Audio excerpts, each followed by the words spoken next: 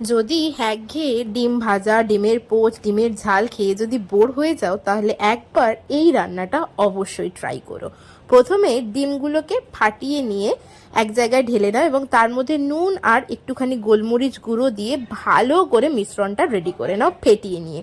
তারপরে একটা স্টিলের টিফিন কৌটোর মধ্যে সামান্য তেল, ডিমের ফ্যাটানো মিশ্রণটা এবং তার সাথে একটু কাঁচা লঙ্কা অ্যাড করে ভালো করে ভাপিয়ে নাও এবং রেডি করে নাও একটা মশলা।